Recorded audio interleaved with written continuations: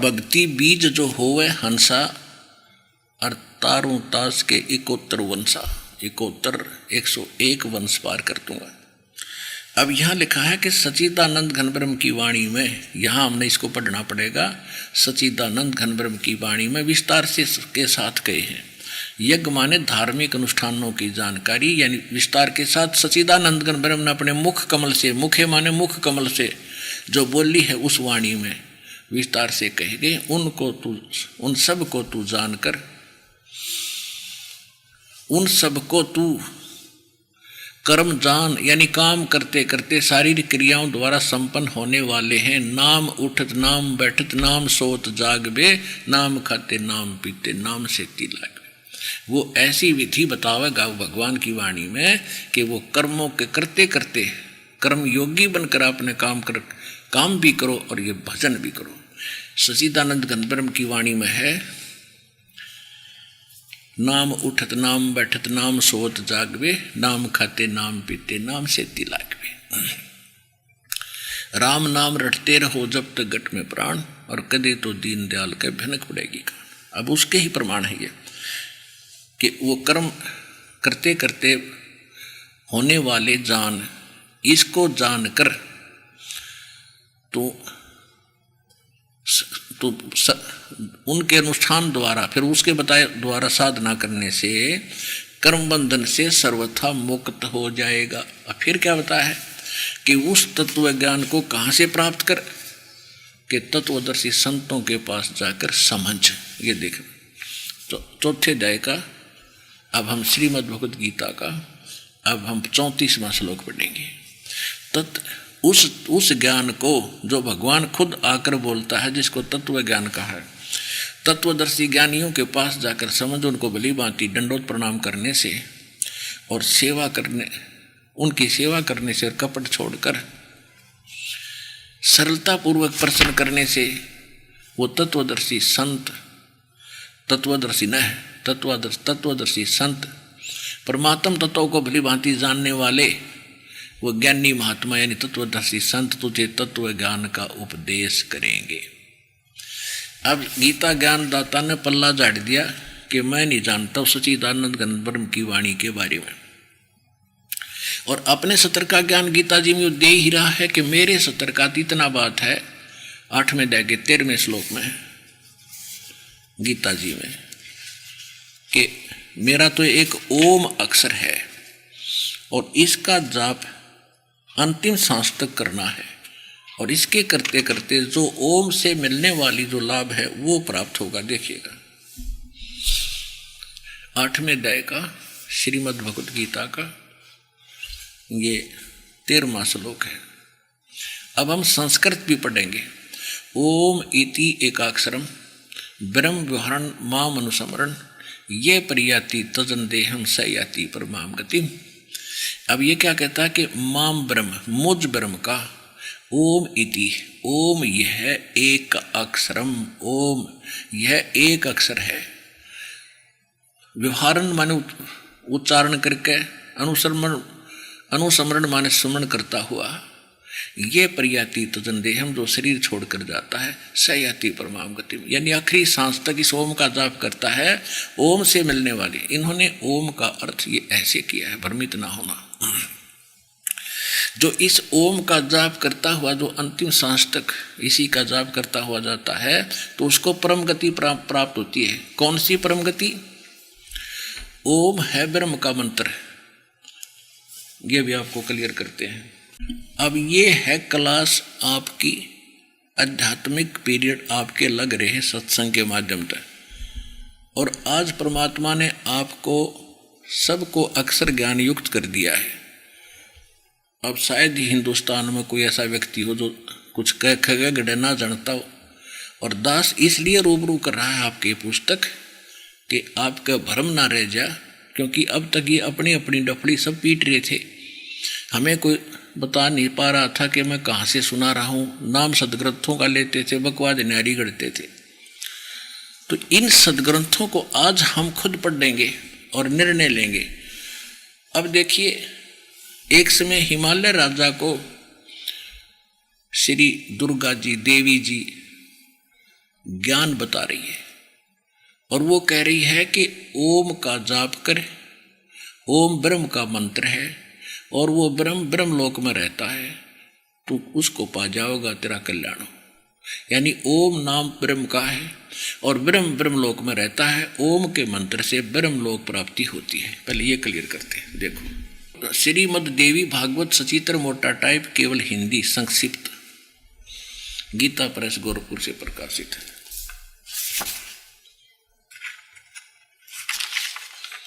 ये वही है, नो की नो। अब यहां से हम लेंगे थोड़ा सा, बस इतना ही पर्याप्त है। ये देख लीजिएगा, यहां से छपी है ये। अब इसके 562 पृष्ठ पर ले चलते हैं आपको। 562 पृष्ठ, ये देखिएगा, 7वां स्कंद और संक्षिप्त देवी भागवत यानी देवी पुराण, 562 पृष्ठ पे।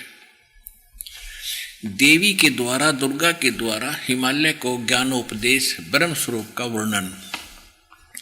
श्री देवी जी कहने लगी, पर्वतराज, पहले तो अपने बारे में बताती है, फिर कहती है नहीं, सब कुछ छोड़ दे। उस ब्रह्म का क्या स्वरूप है यह बतलाया जाता है, जो प्रकाश रूप सबके अत्यंत समीप में स्थित, हृदय रूप गुहा में स्थित होने के कारण गुहाचर नाम से प्रसिद्ध है। वह समस्त प्रजा के ज्ञान से परे है और अर्थात किसी की बुद्धि में आने वाला नहीं है, यह तुम जानो। जो परम प्रकाश रूप और जो सूक्ष्म से भी अत्यंत सूक्ष्म है, जिसमें संपूर्ण लोक और उन लोकों में निवास करने वाले प्राणी स्थित हैं, वही ये अक्षर ब्रह्म है। इससे आपको देवी के ज्ञान का ही पता लगेगा या कितनी विद्वान है। ये ब्रह्म को अक्षर ब्रह्म भी कह रही है, जबकि श्रीमद् भगवद गीता अध्याय नंबर 15 के श्लोक 16 और 17 में तीन पुरुष को चाहे तीन ब्रह्म को, एक सरपुरुष, इसको सर्वब्रह्म भी कह सकते हैं, और दूसरा अक्षर ब्रह्म, अक्षर पुरुष, और तीसरा बताया परम अक्षर ब्रह्म। और ये कह रही है इसको, ब्रह्म को अक्षर ब्रह्म भी कह रही है। आगे देखना क्या निष्कर्ष निकलेगा। वही यह अक्षर ब्रह्म है, जो ब्रह्म भी अक्षर ब्रह्म है। वही सबके प्राण है, वही सबकी वाणी है और वही सबके मन है। वह यह परम सत्य और अमृत अविनाशी तत्व है। सौम्य उस वेदन योग्य लक्ष्य का तुम वेदन करो, मन लगाकर उसमें तन्मय हो जाओ। इसमें क्या है कि अक्षर खींचकर उस अक्षर रूप ब्रह्म को ही लक्ष्य बनाकर वेदन करो। प्रणव ओम तो धनुष है, जीवात्मा बाण है, ब्रह्म को उसका लक्ष्य कहा जाता है। ब्रह्म पाने के लिए ओम का जाप है। फिर यहाँ का उस एकमात्र परमात्मा ही को जाने, दूसरी सब बातों को छोड़ दे। अब देवी कह रही है मेरी भक्ति भी बंद कर दे, केवल उस ओम, उस एक ब्रह्म की भक्ति कर। यही अमृत रूप परमात्मा के पास पहुंचने का पुल है। संसार समुद्र से पार होकर अमृत स्वरूप परमात्मा को पाने का, प्राप्त करने का सुलभ साधन है। इस आत्मा का ओम के जप के साथ ध्यान करो। इससे अज्ञान में अंधकार से सर्वथा परे और संसार समुद्र से उस पार जो ब्रह्म है उसको पा जाओगे, तुम्हारा कल्याण हो। यानी ओम नाम का जाप ब्रह्म का है और ओम के जाप से ब्रह्म की प्राप्ति होगी। वो कह रहता कहाँ है, 563 पर बता रही है दुर्गा माई कि वह यह सबका आत्मा ब्रह्म लोक रूप दिव्य आकाश में रहता है, वहां स्थित है। ठीक, इति सिद्धम, ओम के जाप से ब्रह्म लोक प्राप्ति। और गीता अध्याय नंबर 8 के श्लोक नंबर 16 में लिखा है कि ब्रह्म लोक में गए हुए प्राणी जन्म मृत्यु में रहेंगे, वो मोक्ष नहीं हो सकता। गीता अध्याय नंबर 15 के श्लोक नंबर 4 में कहा है कि तत्वदर्शी संत की प्राप्ति के उपरांत परमेश्वर के उस परम पद की खोज करनी चाहिए, जहां जाने के बाद साधक लौटकर फिर संसार में कभी नहीं आते। और गीता ज्ञानदाता कहता है मेरी भक्ति भी बंद कर, केवल उसकी भक्ति करो अकेले की। देखिएगा, अब ये गीता ज्ञानदाता स्वयं कह रहा है 8वें अध्याय के 13वें श्लोक में कि मेरा एक ओम अक्षर है माम ब्रह्म, मुझ ब्रह्म का एक ओम अक्षर। इसे ये भी सिद्ध हो गया कि गीता का ज्ञान श्री कृष्ण नहीं, यो ब्रह्म बोल रहा है, यो काल बोल रहा है। श्री कृष्ण जी में प्रवेश करके जैसे भूत बोलते हैं। अब देखो, ओम इति एक अक्षरम ब्रह्म विहारण माम समरण यह प्रयाति तदंधेयम से आती परमावृत्ति। ओम के नाम का जाप अंतिम सांस तक करता हुआ जो शरीर छोड़कर जाता है, वह मेरे वाले इस ओम से मिलने वाली परम गति को प्राप्त होता है। वो आपने देखे ली देवी भागवत में कि ब्रह्मलोक प्राप्ति होती है। अब ब्रह्मलोक के बारे में क्या कहा है? 8वें अध्याय के 16वें श्लोक में कहा है कि अर्जुन, ब्रह्मलोक तक, ब्रह्मलोक पर्यंत, ब्रह्मलोक में गए हुए प्राणी भी सब लोग पुनरावृत्ति में हैं। ये सटार लगा रखे उन्होंने, और यहाँ इसका विश्लेषण किया है। सटार इस पुनरावृत्ति के बारे में बताया है कि पुनरावृत्ति माने जिनको प्राप्त होकर पीछे संसार में आना पड़े, ऐसे इसको पुनरावृत्ति कहा गया है। अब इन्होंने यहाँ थोड़ी सी गलती की है, परंतु हे कुंती पुत्र, मुझको प्राप्त होकर पुनर्जन्म नहीं होता या कोई बात हुई? ये अनुवाद है इनका।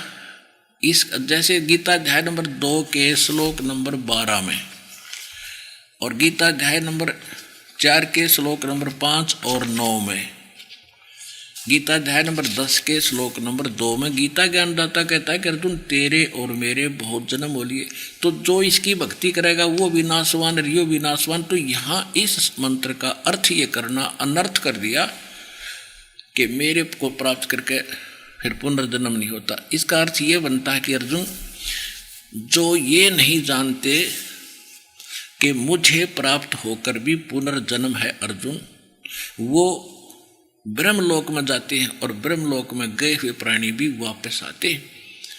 इसलिए जो ये नहीं जानते कि ब्रह्मलोक में गए हुए प्राणी पुनरावृत्ति में हैं, वो मुझे प्राप्त होकर भी उनका पुनर्जन्म होता है अर्जुन। इसका अर्थ ये बने, नहीं तो फिर ये सारे श्लोक गलत सिद्ध हो जाते हैं, जिसमें ये खुद कहता है। देखिए गीता अध्याय नंबर 2 के और श्लोक नंबर 12 में, न तो ऐसा ही है कि मैं किसी काल में नहीं था, अर्थात तू नहीं था, अर्थात ये राजा लोग नहीं थे, और न ही नहीं थे, और न ऐसा ही है कि इससे आगे हम सब नहीं रहेंगे, अर्थात जन्म मरण आपका और मेरा सबका रहेगा।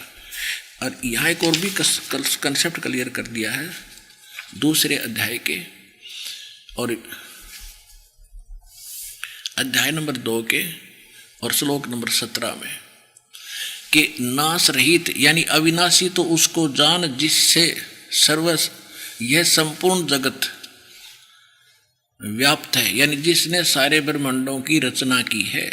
इस अविनाशी का विनाश करने में कोई भी समर्थ नहीं है, यानी गीता ज्ञानदाता से अविनाशी कोई और है। अब चौथे अध्याय के 5वें श्लोक में,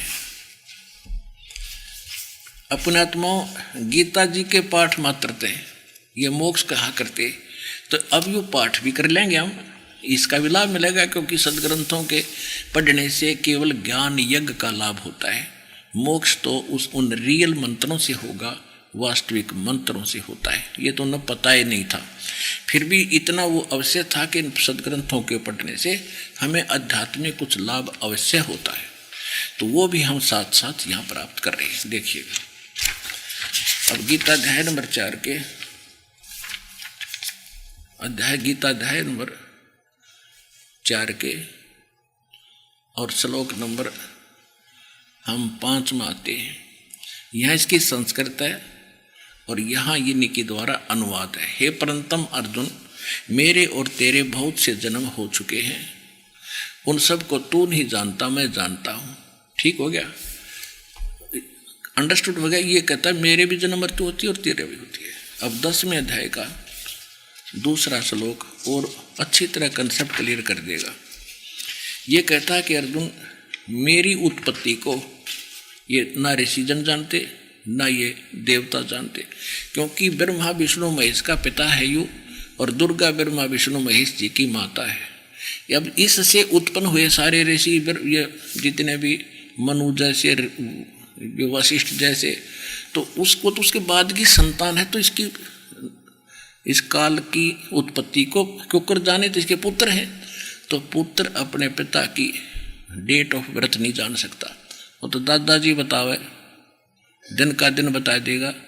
तो उस दादाजी ने जो सबका रचनहार है, जो सबका पालनहार है, कबीर परमेश्वर ने इनकी सारी उत्पत्ति बता रखी है। अब देखना, अब श्रीमद् भगवत गीता अध्याय नंबर 10 और श्लोक नंबर 2 में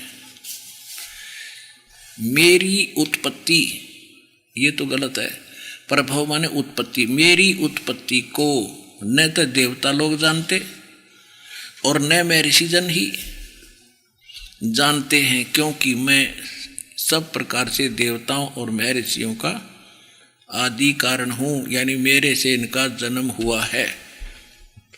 तो इसे ये तो कंसेप्ट होएगा क्लियर कि इसकी जन्म तो हुआ है और खुद ये स्वीकार कर रहा है मेरी जन्म मृत्यु होती है। तो 8वें अध्याय के 16वें श्लोक में ये अर्थ करना है कि मुझे प्राप्त होकर पुनर्जन्म नहीं होता, ये अनर्थ है। अब फिर देखें इस 8वें अध्याय के 16वें श्लोक। अब हम आगे गीता अध्याय नंबर 8 के और श्लोक नंबर 16 में अब हम संस्कृत पढ़ेंगे। आप ब्रह्म भुवनाथ यानी ब्रह्म लोक तक, लोका सभी लोक, पुनरावर्ती न इनका पुनर्वर्ती होता, वहाँ गए हुए भी जन्म मृत्यु में रहते हैं अर्जुन। और न विदते जो ये नहीं जानते। अब विद माने ये कहते हैं, विद माने विद माने नहीं होते, नहीं, विद धातु है विद्या जिसका अर्थ होता है, ये है जो नहीं जानते। अब देखो, न जो ये नहीं जानते कि ब्रह्मलोक पर्यंत सभी लोग पुनर्वर्ती में है, उनका आवागमन बना रहेगा, जो ये नहीं जानते तो माम उपेते तू कौनते पुनर्जन्म है, उन मुझे प्राप्त होकर भी उनका पुनर्जन्म है अर्जुन। जो न विदते जो ये नहीं जानते कि ब्रह्मलोक तक सभी लोग पुनरावर्ती में है, और पुनरावर्ती का ये यहाँ अर्थ भी कर रहे हैं, जिनको प्राप्त होकर पीछे संसार में आना पड़े। और ये खुद भी कह रहा है कि अर्जुन तेरे मेरे बहुत जन्म हो लिए, आगे भी होंगे और होते भी रहेंगे और पहले भी मर लिए। तो ये अर्थ इनने गलत कर रखा है। तो अब हम इसकी कति जड़ निकाल देंगे, अज्ञान नहीं रहेगा। कहते 9 मण सूत उलझिया, ये ऋषि रहे झक मारे, और सतगुरु ऐसा सुड़ जाए दे भाई उलझे न दूजी बार। तो ये दास है वो सतगुरु।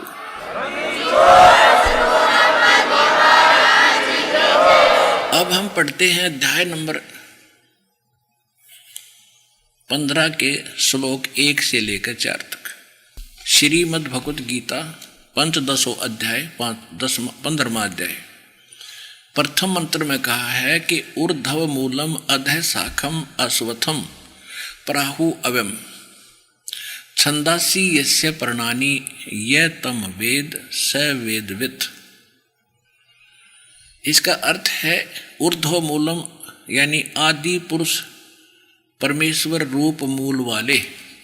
अब इस पवित्र ग्रंथ को समझने से पहले, अब ये एक चित्र है, ऊपर को जड़, नीचे को तीनों गुण रूपी शाखा वाला उल्टा लटका हुआ संसार रूपी वृक्ष का। ये देखिएगा एक चित्र है, ये कंप्लीट देखें।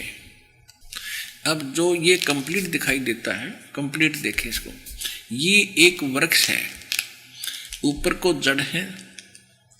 अब गीता ज्ञानदाता ने इतना बताया कि ऊर्ध्व मूलम अधः शाखम, ऊपर को मूल यानी जड़ और नीचे को शाखा वाला एक संसार रूपी पीपल का वृक्ष अविनाशी जानो। और जो संत इसके सभी छंद माने विभाग, जड़ कौन भगवान है, तना कौन भगवान है, ये मोटी डार कौन है, और ये तीनों शाखा कौन है, और पत्ते रूप में कौन है, जो ये बतावेगा वो तत्वदर्शी संत है, वो वेद के तात्पर्य को जानने वाला है। तो 600 वर्ष पहले परमात्मा ने अपने सच्चिदानंद घन ब्रह्म ने अपने मुख कमल से यह वाणी बोली थी। वो तत्व ज्ञान क्या बता रहा है? अक्षर पुरुष एक पेड़ है, ये सर पुरुष कहो चाहे ज्योति निरंजन कहो या ब्रह्म कहो, ये सरपुरुष कहो वाकी डार और तीनों देवा शाखा है, ये पात रूप संसार। अब क्या कहते हैं, रामानंद जी को जो परमात्मा मिले थे और सतलोक लेकर गए थे, वो बड़े विद्वान पुरुष माने जाते थे, वेदों और गीता के पुराणों के। तब उसने कहा था कि भगवान मैं तो बालक कैसी बुद्धि रखता था आपके ज्ञान के सामने। तुम साहेब तुम संत हो, तुम सतगुरु तुम हंस और गरीब दास, तेरे रूप बिना और न दूजा अंश। तुम ही परमात्मा हो साहेब, और तुम ही सतगुरु हो, और तुम ही एक सच्चे भक्त हंस रूप में हो दाता। हम तो विकारी प्राणी हैं। तो उस परमात्मा ने स्वयं आकर के अपने मुख कमल से ये ज्ञान बोला। उसमें बता रहा क्या, अक्षर पुरुष एक पेड़ है, सरपुरुष वाकी डार और तीनों देवा शाखा है, ये पात रूप संसार। तो परमात्मा सतगुरु थे, तत्वदर्शी संत की भूमिका भी कर रहे थे, और उनके बाद वो महापुरुष हुए हैं जिनको मालिक ने अपना परिचित कराया, सतलोक ले गए, फिर वापस छोड़ा। वो तो परमात्मा के एक पुण्यात्मा थी, लेकिन उस समय इसको सार्वजनिक नहीं करने देना था। अब उन महापुरुषों के बाद ये दास भेजा अपना गुलाम आपके अपने बच्चों तक ये ज्ञान सच्चाई पहुंचाने के लिए। ये सतगुरु है आज। अब देखिएगा श्रीमद् भगवद गीता अध्याय 15 का हम श्लोक पंचदशो अध्याय और प्रथम श्लोक फिर समझेंगे। अब इन्होंने क्या कहा है कि आदि पुरुष परमेश्वर मूल वाले, अधय शाखम, कति सिंपल सी भाषा है। या अब आप हमारे बच्चे भी बता देंगे, ये बकवाद कर रखी इन्होंने कर रखा ब्रह्मा रूप मुख्य शाखा वाले। और देखो अधय और अधय, दूसरे मंत्र में 15वें अध्याय के में 2 बार अधय है, और ये विज्ञानी ये इंजीनियर आप पर अनुवाद कर रहे हैं। अधय माने नीचे, अधय माने नीचे। फिर यहाँ ब्रह्मा की ताबड़ा, इनकी बुद्धि सीज कर रखी थी काल ने, ये उठ पटांग क्या करते। इसका सीधा अर्थ है ऊपर को जोड़ नीचे को शाखा वाला, और ये लुटता लटका हुआ पीपल का वृक्ष अभी समझो। और जो संत इसके विषय में सारे भाग बता दे, इसके तना कौन है, मूल कौन है, पत्ते कौन है, डार कौन और शाखा कौन, तो सवेदविद वो तत्वदर्शी संत है। इसका सीधा सा अर्थ बनता है। देखिए अब ये क्या बताते हैं कि ऊपर को आदि पुरुष परमेश्वर मूल वाले, ये तो सही है कि ऊपर को जो मूल है वो तो आदि पुरुष परमेश्वर यानी सच्चिदानंद घन ब्रह्म है। वो मूल जो सबका पालनहार है, सबका उत्पत्ति करता है और सबका जो है ना मालिक है। तो वो तो मूल मालिक है, वो तो ऊपर है सतलोक में।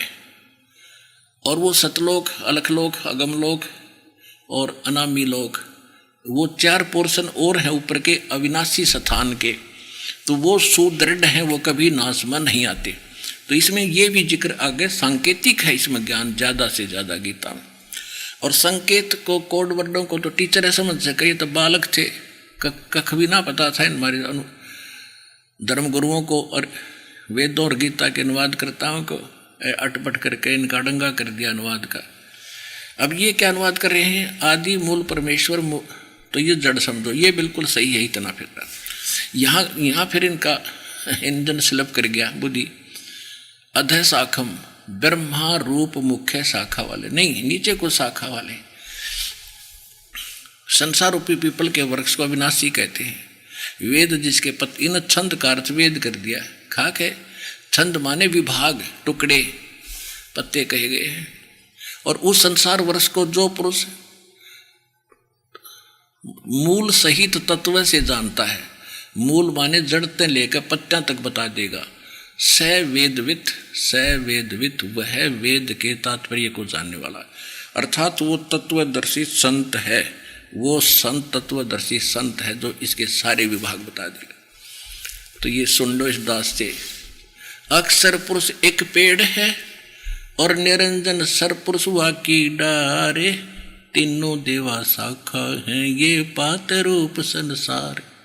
तो ये दास है वो वेदवित, वो तत्वदर्शी संत इस विश्व के अंदर।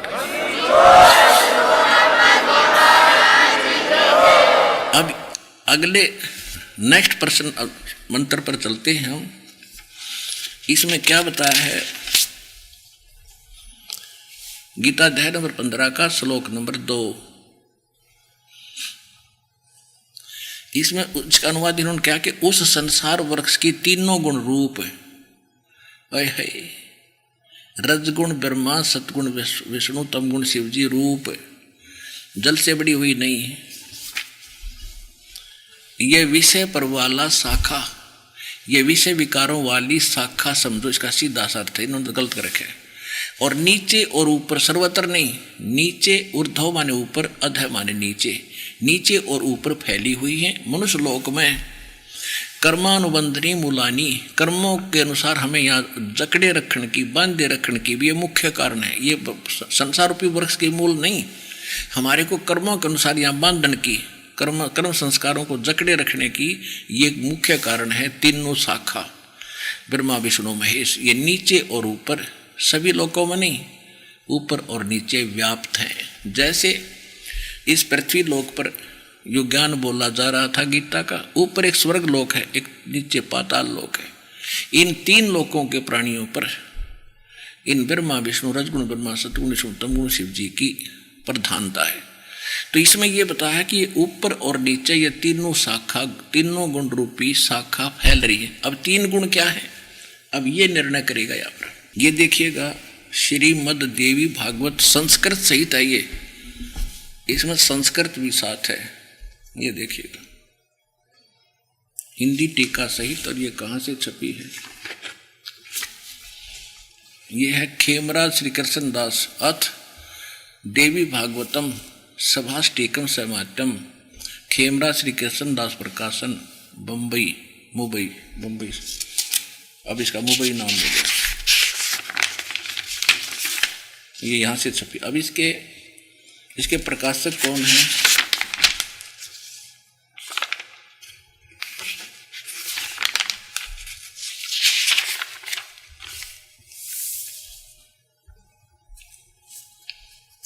ये खेमराज श्री कृष्ण दास जी, देखिए आप रहे, ये सारे वही समझो, श्री वेंकटेश्वर प्रेस से बनी। अब इसके हम आपको तीसरे स्कंद पर ले चलते हैं। ये तीसरा स्कंद है, अथ श्री देवी भागवते भाषा टीका युक्ते तृतीय स्कंद प्रारंभते। अब इसके हम 11वें पृष्ठ पर आते हैं।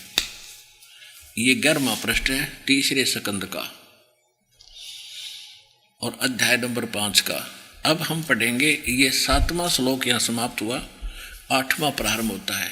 भगवान शंकर कह रहे हैं अपनी माता दुर्गा को, हे माते, यदि हमारे ऊपर आप सदा दया युक्त हो तो हमको यानी मुझे तमोगुण किस प्रकार प्रदान किया है, ब्रह्मा रजोगुण और हरि यानी विष्णु जी को सतोगुण किस प्रकार युक्त किए।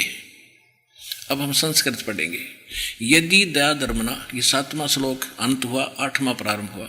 यदि दया धर्मना ने सदा अंबिके कथम अहम विहित च, यदि आप सदा हमारे ऊपर दयावान हैं तो मुझे क्यों बना दिया, कथम माने क्यों बना दिया, तमोगुण है, मुझे तमोगुण क्यों बना दिया।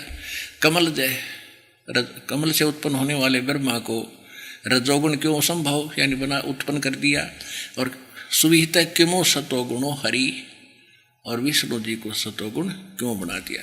इति सिद्धम रजगुण ब्रह्मा सतगुण विष्णु तमगुण शिव जी। और कति कंसेप्ट क्लियर कर देगी मार्कंडे पुराण।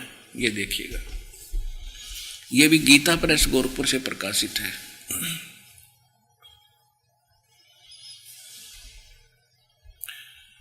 और हिंदू धर्म के श्रद्धालु गीता प्रेस गोरखपुर से प्रकाशित पुस्तक को रजिस्ट्री के ऐसा मानते हैं जैसे तहसील में रजिस्ट्री और इंतकाल हो जाया करे, फाइनल, नो प्रॉब्लम। तो यहाँ देखिएगा संक्षिप्त श्री मार्कंडेय पुराण और पृष्ठ 122 पर हम थोड़ा सा देखेंगे।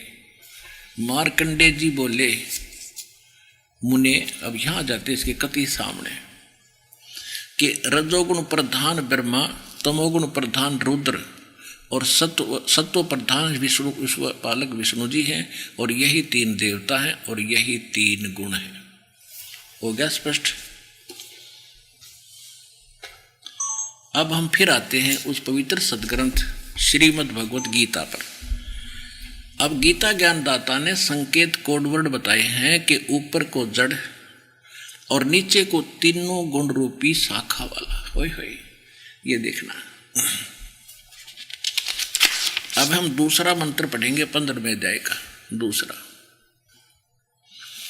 अब हम प्रथम हमने पढ़ लिया, वो तत्वदर्शी संत है जो इनके सब विभाग बता देगा। अब दूसरे में क्या कहा है कि उस संसार रूपी वृक्ष की तीनों गुण रूप रजगुण ब्रह्मा, सतगुण विष्णु, तमगुण शिव जी, ये समझ लेना। विषय पर वाला शाखा, विषय विकारों की ये शाखा समझो, ये तो शाखा है। नीचे और ऊपर, ऊपर स्वर्गलोक में, नीचे पाताल लोक में, पृथ्वी लोक पर ये ज्ञान बोला ही जा रहा है, फैली हुई है। और मनुष्य लोक में यानी इस पृथ्वी पर ये कर्मानुसार, कर्मानुबंधनी मूलानी, कर्मों के अनुसार हमें यहाँ फंसाए रखने की मुख्य कारण है। और नीचे और ऊपर फैली है, ऊपर स्वर्ग और नीचे पाताल और ये पृथ्वी लोक, इन तीन शाखा हैं ये इसकी, ये सिद्ध हो गया। अब तीसरे श्लोक में क्या कहा है कि इस संसार वृक्ष का स्वरूप जैसा कहा है वैसा यहाँ विचार काल में नहीं पाया जाता। अब गीता ज्ञानदाता कहता है कि मैं इस सृष्टि रचना के बारे में कंप्लीट नहीं बता सकता, क्योंकि ये विवाद में पैदा हुआ भगवान से और इसका आदि अंत से मैं परिचित नहीं हूं। और यहाँ तेरे मेरे गीता जी के डिस्कशन में, विचार विमर्श में मैं नहीं बता पाऊंगा। वो अफसल छोड़ दे दिया कि तत्वदर्शी संतों से पूछो। स्पष्ट हो गया कि ये भी अल्पज्ञ है और गीता ज्ञान कंप्लीट नहीं है, फिर भी जितना है वो गलत नहीं है, ये भी मानना पड़ेगा। देखिएगा, इसका आदि अंत नहीं पाया जाता। इस संसार वृक्ष का स्वरूप जैसा कहा है वैसा यहाँ विचार काल में मैं जो गीता ज्ञान दे रहा हूं इसमें नहीं पाया जाता, मैं नहीं बता पाऊंगा, क्योंकि न इसका आदि है और न इसका अंत है। यानी इसको पता नहीं, आदि अंत जिसने रची है वो पता होगा, और न इसकी अच्छी रूप प्रकार स्थिति है। इसलिए इस अहमता नहीं सुविरुद्ध मूलम अश्वत्थम दृढ़ेन असंख्येन शस्त्रेण छित्वा। अब सुविरुद्ध मूलम, इस संसार रूपी वृक्ष की जो मूल है वो तो ऊपर है, वो पूर्ण परमात्मा, और जहाँ वो रहता है वो दृढ़ स्थान है, अविनाशी स्थान है। तो इसका अर्थ ये है कि उस दृढ़ मूल वाले यानी जो परमात्मा का सबसे स्थायी अविनाशी स्थान है वो कभी नाश में नहीं आता, उस स्थान वाले संसार रूपी वृक्ष को और तत्व ज्ञान रूपी शस्त्र के द्वारा काट कर यानी अच्छी तरह समझकर तत्वदर्शी संत के पास जाकर, इन्होंने गलत अनुवाद कर रखा है, इन्होंने वैराग रूप शस्त्र करा नहीं, तत्व ज्ञान का जिक्र चलता रहा, तत्व ज्ञान रूपी शस्त्र से काट के उसके पश्चात देखिए। अब तीसरा पढ़ रहे हैं हम, सुविरुद्ध मूलम, इस सुविरुद्ध मूलम, इस अति दृढ़ मूल वाले यानी उस अविनाशी स्थान में रहने वाले भगवान को, इस पीपल के वृक्ष को यानी उस संसार की जानकारी को, दृढ़ माने दृढ़ यानी कति सच्चा, असंख्य शस्त्रेण, ये वैराग रूप शस्त्र नहीं तत्व ज्ञान रूपी शस्त्र द्वारा काट कर यानी उस तत्वदर्शी संत के मिलने के उपरांत उससे ये ज्ञान समझकर। अब चौथा 15वें अध्याय का चौथा श्लोक में क्या कहा है,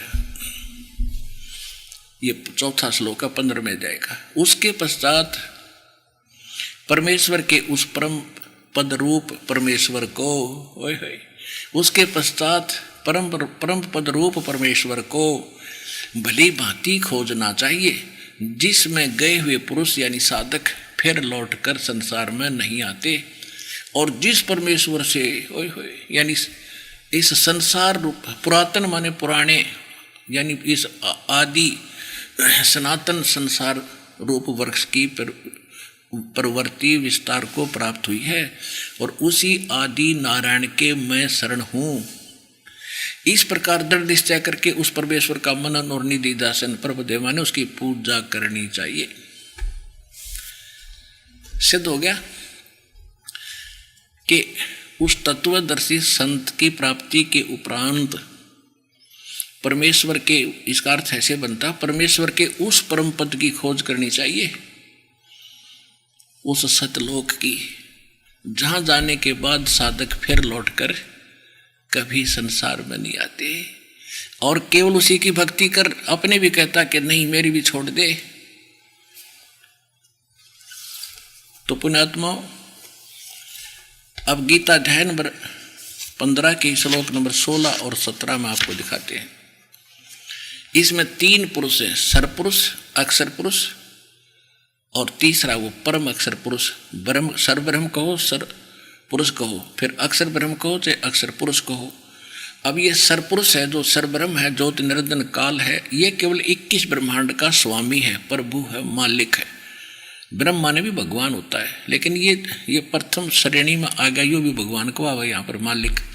और इससे नेक्स्ट यो अक्षर ब्रह्म है और इससे अगला जो हो परम अक्षर ब्रह्म है, वो तीसरे नंबर का परमात्मा, वो परम अक्षर ब्रह्म है, वो वास्तव में अविनाशी है। ये भी स्पष्ट क्लियर होता है इसमें गीता अध्याय नंबर 15 के और श्लोक नंबर अब 16 में पढ़ेंगे हम। इसमें द्वौ इमौ पुरुषौ लोके सरय च अक्षर एवं च सरय सर्वाणी भूतानि कुटस्थ अक्षर उच्यते।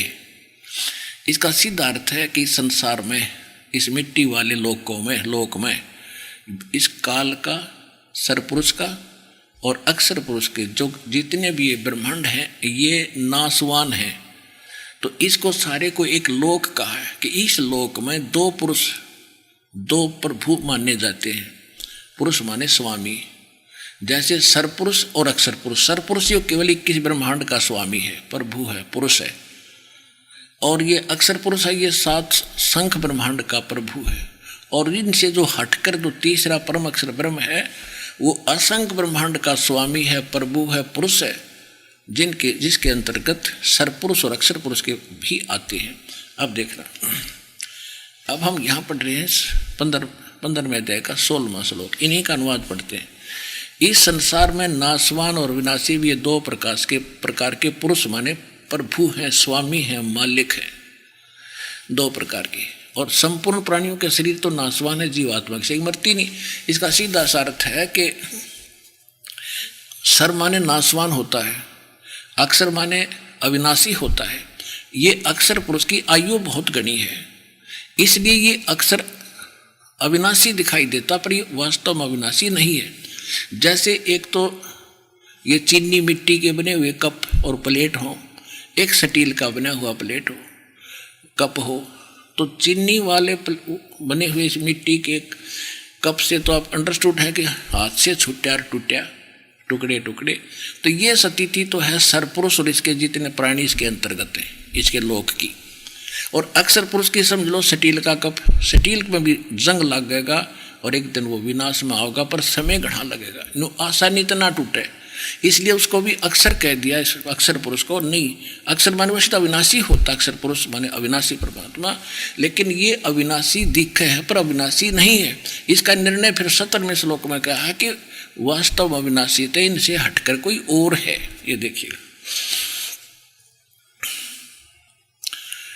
इस संसार में नासवान और विनाशी भी ये अक्षर माने अविनाशी होता है। तो लेकिन से 2 प्रकार के पुरुष हैं, नासवान और विनाशी भी। संपूर्ण सभी प्राणियों के शरीर तो नासवान, जीवात्मा से की मरती है नहीं, ये तो अंडरस्टूड है। अब फिर तुरंत कहा है 17वें श्लोक में कि उत्तम पुरुष है, पुरुषोत्तम तो अन्य है, जो तीनों लोकों में प्रवेश करके सबका धारण पोषण करता है, जिसको परमात्मा कहा जा सकता है, और वास्तव में वो अविनाशी है। ये देखो, तो इसे सिद्ध हुआ के ऊपर वाले तो अविनाशी हुए नहीं, वो तो नासवान हुए। 15वें अध्याय का 17वां श्लोक, 15वें अध्याय का 17वां श्लोक, 16वां पढ़ लिया। उत्तम पुरुष तु अन्य परमात्मा इति उदाहरत है। ये लोग त्रयम आविष्य विभर्ति अवैश्वर्य, अवे माने विनाशी है। उत्तम पुरुष तो अन्य ही है, इन दोनों से कोई और है, इन दोनों से उत्तम पुरुष है तो अन्य, उत्तम पुरुष तो कोई अन्य ही है और है, जो तीनों लोकों में प्रवेश करके सबका धारण पोषण करता है।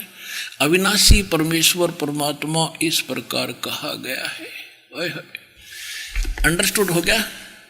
गीता ज्ञान दाता सरपुरुष है, 21 ब्रह्मांड का स्वामी, और अक्षर पुरुष भी नाशवान है, ये 7 संग ब्रह्मांड का स्वामी है। और इसलिए कहा कि इन दोनों से हटकर है वो उत्तम पुरुष, जो तीनों लोकों में प्रवेश करके सबका धारण पोषण करता है। अब संसार रूपी वृक्ष की जो मूल है उसी से सबका धारण पोषण होता है, जड़ से। तो सर्व का पालक परमात्मा पूर्ण ब्रह्म सत्यपुरुष कबीर साहब है, वर्म अक्षर ब्रह्म है। अब यहाँ थोड़ी सी धारणा इन अज्ञानी कुछ और फैला देते हैं कि रामपाल 15वें अध्याय के 18वें श्लोक के बारे में ना बोलता, ये हमारे कोर्स से बाहर का है, जो विषय दास लेकर चलता है। लेकिन आज यो बताऊंगा, इसका अर्थ ये है, देख पढ़ कर सुनो। ये 18वें अध्याय में ये क्या कहता है गीता ज्ञानदाता, क्योंकि मैं नाशवान जड़ वर्ग से तो सर्वथा अतीत हूं और अविनाशी जीव आत्मा से भी मैं उत्तम हूं, इसलिए लोक और वेद में पुरुषोत्तम नाम से प्रसिद्ध हूं। अब इसने क्या स्पष्ट कर दिया है, देखिएगा। यस्मात् क्षरम अतीत अहम अक्षरात अपि च उत्तमम उत्तम अतः अस्मि लोके वेदे च प्रथित पुरुषोत्तम। अब इसका अर्थ ये बना सीधा सा कि मेरे अंतर्गत जितने 21 ब्रह्मांड में प्राणी हैं, चाहे ब्रह्मा विष्णु महेश भी है, दुर्गा है, इनसे मैं अतीत हूं, इनसे तगड़ा हूं, शक्तिशाली हूं। और जिस कारण से मैं लोक वेद के आधार से, लोक वेद माने दंत कथा, सुने सुनाए ज्ञान के आधार से लोके वेदे, लोक वेद के आधार से मैं पुरुषोत्तम प्रसिद्ध हो रहा हूं, क्योंकि मैं मेरे अंतर्गत जितने हैं उनसे तगड़ा हूं, इसलिए मैं पुरुषोत्तम प्रसिद्ध हूं। लेकिन वास्तव में पुरुषोत्तम तो 15वें अध्याय के 17वें श्लोक में बता दिया कि उत्तम पुरुष तु अन्य और परमात्मा इति उदाहरत है, ये लोग तरह में अवश्य विवर्ती अवैश्वर है, वो है विनाशी। अब वो कौन है? गीता अध्याय नंबर 7 के श्लोक नंबर 29 में गीता ज्ञान दाता कह रहा कि अर्जुन, जो साधक केवल जरा और मरण, जन्म मरण माने मृत्यु और जरा माने वृद्ध अवस्था, बुढ़ापे के दुख से और मृत्यु के दुख से जो छूटने का प्रयत्न करते हैं, वे तत् ब्रह्म विदु और अखिलम अध्यात्म कर्षणम अध्यात्म चक्रम अखिलम। अब देखिएगा 7वें अध्याय का 29वां श्लोक आपको सुनाते हैं। 7वें अध्याय का 29वां श्लोक श्रीमद् भगवत गीता 29वां श्लोक। इसका हम संस्कृत पढ़ देंगे, अब आपा भी मर कर देखेंगे, हम क्या दिक्कत से सारा देखेंगे। जरा मरण मोक्ष आए, जरा माने वृद्ध अवस्था, मरण माने मृत्यु, मोक्ष माने छुटकारे के लिए माम आश्रित ये तंते, ये मेरे पर आश्रित होकर जो प्रयत्न कर रहे हैं। मेरे पर आश्रित का मतलब यहाँ पर यह है कि मैं बता रहा हूँ कि उस तत्व ज्ञान जो भगवान खुद बोलता है उसमें कंप्लीट कोर्स है धार्मिक अनुष्ठानों यज्ञों का, और उसको तत्वदर्शी संत जानते हैं, वो तत्व ज्ञान है। और जो तत्वदर्शी संतों की खोज कर लेता है उसके पास पश्चात परमेश्वर के उस परम पद की खोज करनी चाहिए, जहाँ जाने के बाद फिर मृत्यु होती नहीं। तो यहाँ वही कह रहा है कि जो व्यक्ति मेरे इस बात को आधार मानकर और तत्वदर्शी संतों की खोज कर लेते हैं, तो वे जो जरा मरण से छूटने का, वृद्ध अवस्था के दुख और मृत्यु के दुख से छूटने का जो प्रयत्न कर रहे हैं, जो यहाँ संसार के किसी वस्तु की डिमांड नहीं रखते, केवल जरा और मरण से छूटने का उद्देश्य लेकर जो साधना कर रहे हैं, इसका सीधा सा अर्थ है वे तत्ब्रह्म विदु और कृष्णम अध्यात्म कर्म च अखिलम, वो सारे अध्यात्म ज्ञान से परिचित हैं और सब कर्मों से परिचित हैं। जैसे आपको सुबह सुनाया था, पावेगा अपना किया रे, भोगेगा अपना किया रे। जैसे तुमने उस तरह का मैल नहीं देखा और धर्मराज के तिल तिल का लेखा, कि वो संत उस अध्यात्म ज्ञान से और पूरे तत्व इन सब कर्मों से परिचित है, वही जरा और मरण से छूटने का प्रयत्न कर रहा है। अब देखो, जरा मरण मोक्षाय 7वें अध्याय का गीता जी का, हम यहाँ आगे 29वें में 29 में, जरा मरण मोक्षाय, जरा वृद्धावस्था और मृत्यु से तो छुटकारा पाने के लिए मेरे आश्रित होकर, माम आश्रित है, जो प्रयत्नशील हैं, ते वे ब्रह्म तत्व विदु, विदु माने जानते हैं उस तत्व ब्रह्म को, और कृष्ण माने सारे अध्यात्म और कर्म से अखिल, सब कर्मों से परिचित हैं, वही व्यक्ति जरा और मरण से छूटने का प्रयत्न कर रहे हैं। इनकी संस्कृत अनुवाद पढ़िए, जो मेरे शरण होकर, आश्रित होकर, जरा और मरण से, जरा माने वृद्धावस्था होती है, छूटने के लिए प्रयत्न करते हैं, वे पुरुष, वे व्यक्ति उस तत्व माने तत्ब्रह्म, तत्ब्रह्म, तत्ब्रह्म, उस ब्रह्म को, संपूर्ण अध्यात्म को और सभी कर्मों को जानते हैं। यहाँ सामने ही बस ये 8वां अध्याय शुरू हो जाता है। इसमें अर्जुन ने पूछा, तो किम तत्ब्रह्म, किम तत्ब्रह्म, वो तत्ब्रह्म क्या है? जिसको जानकर जानने वाले व्यक्ति केवल जरा और मरण से छूटने के लिए ही प्रयत्नशील है, वो किम तत्ब्रह्म और किम अध्यात्म, किम कर्म पुरुषोत्तम। अब देखिए, किम तत्ब्रह्म, किम अध्यात्म, किम कर्म पुरुषोत्तम, अधिभूतम च किम प्रोक्तम, अधिदेवम किम उच्यते। इसका उत्तर 8वें अध्याय के प्रथम मंत्र में किए हुए प्रश्न का उत्तर गीता ज्ञानदाता 8वें अध्याय के गीता जी के 3रे मंत्र में दे रहा। देखिएगा, ये 3रा मंत्र है, वह अक्षरम ब्रह्म परमम, वह परम अक्षर ब्रह्म है, वह परम अक्षर ब्रह्म है। परम अक्षर ब्रह्म माने अब वो 3रे नंबर का भगवान, एक सरपुरुष, एक अक्षर पुरुष और उत्तम पुरुषत्व अन्य, वो है परम अक्षर ब्रह्म। अब गीता अध्याय नंबर 8 के श्लोक नंबर 5 और 7 में गीता ज्ञानदाता कहता कि मेरी भक्ति करे। 8वें अध्याय के 13वें श्लोक में उसने बता ही दिया कि मेरा एक ओम मंत्र है। अब उस परम अक्षर ब्रह्म की भक्ति करेगा तो उसको तत्वदर्शी संतों से पूछ, और उसके विषय में 17वें अध्याय के 23वें श्लोक में ये स्पष्ट करता है। ये देखिएगा, गीता अध्याय नंबर 17 का और श्लोक नंबर 23, ओम तत्सत इति निर्देश ब्रह्मण त्रिविधे समर्थ है।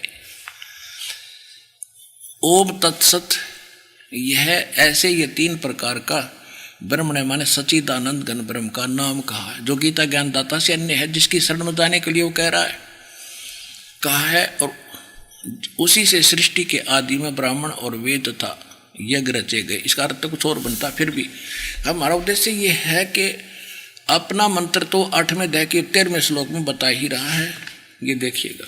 और यहाँ सच्चिदानंद घन ब्रह्म का मंत्र बता दिया कि उसका तो 3 मंत्र के जाप से उसकी प्राप्ति होगी।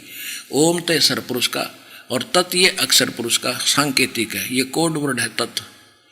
और सत उस परम अक्षर ब्रह्म का मंत्र है, इसको सार नाम, आदि नाम, अजर नाम इसको कहते हैं। वो गुप्त है, कोड वर्ड है। इस दास के अतिरिक्त इस विश्व में ये मंत्र किसी के पास नहीं है, या भगवान के पास है। अब ये क्या कहता 8वें अध्याय के गीता अध्याय नंबर 8 के और श्लोक नंबर 13 में ये खुद कहता है, ओम इति एकाक्षरम ब्रह्म विवहारण माम अनुस्मरण। इसका सीधा अर्थ है कि मुझ ब्रह्म का, मुझ ब्रह्म, माम ब्रह्म, मुझ ब्रह्म का ओम, यह ओम इति माने यह ओम, यह एक अक्षरम, एक अक्षर है। उच्चारण व्यवहार अनुस्मरण, उच्चारण करके सिमरण करता हुआ ये प्रियति तजन देहम से याति परमाम गति। मुझ ब्रह्म का केवल ये को मंत्र है और इसकी अंतिम सांस तक से छोटे तक इसका श्रवण करता हुआ जाता है। ओम से मिलने वाली परम गति यानी मेरी प्राप्ति, मेरे से मिलने वाले लाभ को प्राप्त करता है। अब यहां से अनुवाद शुरू होता है। जो पुरुष ओम इस एक अक्षर रूप ब्रह्म को उच्चारण करता हुआ मुझ निर्गुण ब्रह्म का चिंतन करता हुआ शरीर त्याग कर जाता हुआ पुरुष परम गति को प्राप्त होता है। ठीक मिलता जुलता ठीक कैसा कर दिया, नडंगा गणा नहीं कराया। ये खुद कहे मुझ ब्रह्म का जो सिमरण, इसका मतलब गीता ज्ञानदाता ब्रह्म है, नोट श्री कृष्ण। अब हम आते हैं 8वें अध्याय का। अब तीसरे मंत्र में ये बता दिया कि वो परम अक्षर ब्रह्म है। अब 8वें अध्याय के 5 से लेकर 10 तक एक निर्णायक ज्ञान है श्रीमद् भगवद गीता में। देखिएगा 8वें अध्याय का 3 में तो आपने पढ़ ले लिया कि वो परम अक्षर ब्रह्म है, और 5वें में ये क्या कहता है? 5वें में कहता है कि जो पुरुष अंत काल में भी मुझको स्मरण करता हुआ शरीर त्याग कर जाता है वह मेरे साक्षात रूप को प्राप्त होता नहीं, स मद भावम याति यानी मेरे भाव में भावित रहता है। इसका सीधा अर्थ है वो मेरे में उसकी लगन बनी रहती है, इसमें संशय नहीं। और छठे का अर्थ है ये, छठे का तो ये अर्थ है सीधा सा, दास वैसे बता देगा कि इस जहां आशा तहां बासा हुई। इसका अर्थ है कि जो जिस भी इष्ट की सिमरण करता हुआ शरीर छोड़कर जाता है उसी को प्राप्त होता है, उसी में उसका भाव रहता है। ये छठे का ये अर्थ देखिए। हे कुंती पुत्र, अंत काल में जिस भी भाव को सिमरण करता हुआ शरीर का त्याग करता है उसको ही प्राप्त होता है और सदा उसी में भावित रहता है। बिल्कुल ठीक है। अब जो जिसको सारी उम्र जिस इष्ट मान कर पूजा है तो उसमें भाव भी रहेगा और उसी को प्राप्त होगा। अब यहाँ 7वें में कह रहा है कि अब तुम मेरा भजन भी कर और युद्ध भी कर, डोंट वरी, तो मुझे प्राप्त होगा। सीधी सी बात है। ये देखो 8वें अध्याय का अब ये 6ठा पढ़ लिया 7वां। इसलिए हे अर्जुन तू सब समय में मेरा स्मरण कर और युद्ध भी कर, यानी युद्ध भी कर, काम करते करते स्मरण करना है, प्रत्येक सदग्रंथ प्रमाणित कर रहा है। और मुझ में अर्पण किए हुए मन बुद्धि युक्त होकर तो निसंदेह मुझे ही प्राप्त होगा। अब 8वें 8वें अध्याय के 7वें श्लोक तक तो इसने अपनी बता दी। अब ये कहता सच्चिदानंद ब्रह्म की भक्ति करेगा तो मुझे मालूम नहीं, तो तत्वदर्शी संत बताएंगे। अब आगे देखो, अब गीता अध्याय नंबर 8 का और श्लोक नंबर हम 8 से शुरू करेंगे। परमं पुरुषम दिव्यम अभ्यास योग युक्तेन चेतसा न अन्य गामिना। परमं पुरुषम दिव्यम, उस दिव्य परम पुरुष यानी परम अक्षर ब्रह्म को याति पार्थ अनुचिंतन, उसके सिमरण से उसको प्राप्त होते हैं। इनका अनुवाद भी बहुत कुछ ठीक है। 8वें अध्याय का 8वां श्लोक। हे पार्थ, यह नियम है परमेश्वर के, गीता ज्ञानदाता से अन्य है वो, अध्ययन नहीं अभ्यास योग युक्तेन, यानी जो मंत्र वो तत्वदर्शी संत देगा 3 नाम का, ओम तत् सत। ओम तो सीधा ही सरपुरुष ब्रह्म का है, तत् और सत ये सांकेतिक है। तत् ओम और तत् मिलकर ये 2 अक्षर का सतनाम बनता है। वो तत् सांकेतिक है, जो आपको प्राप्त है उनको खूब पता है। और सतयु आदि नाम है, ये अलग मंत्र है। जो सार नाम प्राप्त है उन पुण्यात्माओं को खूब ज्ञान है। तो यहाँ ये स्पष्ट कह रहा है कि उस मंत्र के अभ्यास से ये योग न ध्यान का इसमें मतलब है नहीं। ये तो हठ योग को ध्यान मानते नहीं। इसका संस्कृत मूल पाठ क्या कह रहा है देखिए। अभ्यास योग युक्तेन, ध्यान नहीं, अभ्यास यानी उस नाम के सुमरण की युक्ति से, उससे लगन से, दूसरी ओर न जाने वाले मन से, यानी किसी और भक्ति में फिर कति निश्चित ध्यान नहीं जावे, केवल वह भक्ति करे निश्चित से। अनुचिंतन, निरंतर चिंतन करता हुआ परम दिव्यम पुरुषम याति है। परम पुरुष, परम दिव्य पुरुष यानी उस परम दिव्य परमेश्वर को प्राप्त होता है।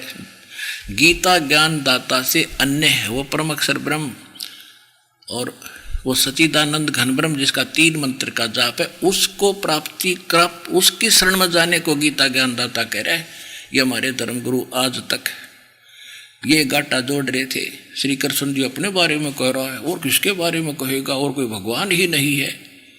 ये था बच्चों की व्याख्या, जिनको कुछ भी कह का पता नहीं सदग्रंथों का। और ये धर्मगुरु और आचार्य शंकराचार्य पद पर विराजमान हो गए, इन अपना नाश करा जीवन का, आराम डबो दिए। अब समय है पुण्यात्माओं, समझा है तो सिर धर पाओ, भौर नहीं रह सदा। अब आगे देखो, 8वें अध्याय का 9वां श्लोक हम फिर पढ़ेंगे। 8वां तो पढ़ लिया, 9वें फिर इसमें परमात्मा का नाम भी लिखा है, लेकिन ये विषय अलग हो जाएगा, अब यहाँ करेंगे। जो कवियम सर्वे कर दिया, कवियम ये लिखना था, जो कबीर देव है अनादि, सबके नियंत्रता, सूक्ष्म से भी अति सूक्ष्म, सबके धारण पोषण करने वाले, अचिंत स्वरूप, और सूर्य के सदृश चेतन। सूर्य यानी अब देखो, हे निराकार बताओ भगवान ने, और इसमें लिखा हो तो सूर्य जैसा है, सूर्य का निराकार है, तो ऐसे परमात्मा सौ प्रकाशित उसका शरीर, सूर्य के सदृश, नित्य चेतन प्रकाश, अविद्या से अति परे, सच्चिदानंद घन परमेश्वर का जो श्रवण करता है। अब 9वें में 8वें अध्याय के 9वें श्लोक में, 9वां हो लिया, 10वां पढ़ेंगे। वह भक्ति युक्त पुरुष, यानी उस परमात्मा की भक्ति करने वाला, योग बल से, यानी भक्ति की साधना के बल से, उसकी शक्ति से भ्रकुटी में के मध्यम में प्राणों को अच्छी प्रकार स्थापित करके फिर निश्चल मन से श्रवण करता हुआ उस तम या उस अज्ञान अंधकार में छपे हुए इस परमात्मा के दिव्य रूप पर, दिव्यम परमम पुरुषम, परम अक्षर ब्रह्म को, उस दिव्य परम पुरुष को गीता ज्ञान दाता से अन्य को ही प्राप्त होता है। आ गया समझ में? है। अब ये किसकी शरण में जाने को कह रहा गीता ज्ञान दाता? कि उस परम अक्षर ब्रह्म की शरण में जा। और वो परम अक्षर ब्रह्म कौन है? अनंत कोट ब्रह्मांड का एक रति नहीं भारे, सतगुरु पुरुष कबीर हैं ये कुल के सृजनहारे। वो कौन कबीर? हम सुल्तानी नानक तारे, दादू को उपदेश दिया, जात जुलाहा भेद न पाया, वो कैसी मोहे कबीर हुआ। ही इज गॉड, वो the weaver name of God, Kabir is the weaver name of God. वो कबीर जुलाहा है उस परमात्मा का नाम। अब गीता अध्याय नंबर 18 का श्लोक नंबर 62 और 66 आपको सुनाएंगे। पुण्यात्माओं, कितना बढ़िया मौसम, ये समय बार बार नहीं मिलेगा आपको। आपके ना जाने कौन से जन्म के इतने ढेर सारे पुण्य थे जो आपको परमात्मा यहाँ ले आए। और इब्दास की ड्यूटी है कि आपने कति तृप्त करूं आपकी आत्मा को इस ज्ञान से। जैसे माता पिता की चिंता रहती है, बालक थोड़ा सा दूध पी के और नूर कहेगा बस मैं ना पीता, मैं खेलन जाऊं, और वो खेलते न उठा के लाओगी माँ कि ये तो खेल में व्यस्त है, और फिर कमज़ोर हो जाएगा, बीमार हो जाएगा। ज़बरदस्ती दूध पिलाती है, और पीते पीते भी उन्हें सोचा भी एक बार माँ छोड़ दे और मैं जाऊँ खेलन फटाफट, तो वह फिर भी उसको पिला कर फिर छोड़ देती है कि जा खेल ले बेटा। तो आप जो संसार रूपी क्रियाओं में खेल रहे हो, तो यहाँ आपको मालिक लाया उठा के, और ये दास है वो माँ का रोल कर रहा है, आपको परमात्मा का अमृत दूध पिला रहा हूँ, आपकी आत्मा को तृप्त कर रहा हूँ। और यहाँ भी कुछ भक्त बैठे हैं, सुबह जल्दी वहाँ जाना है, फिर वहाँ पकड़ूंगा ट्रेन, घर पहुँचना, कोई बात ना, यू दूध पी जाओ फिर चले जाइयो, फिर आ जाइयो।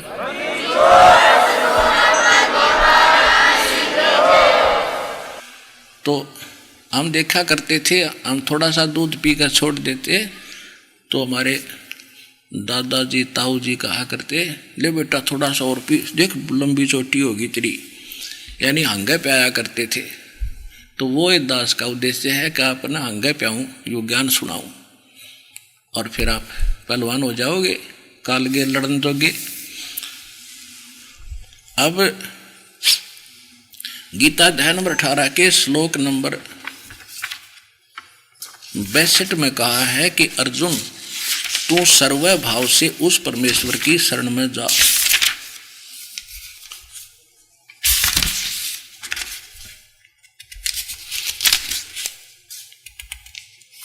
ये देखिएगा गीता अध्याय नंबर 18 का श्लोक नंबर 62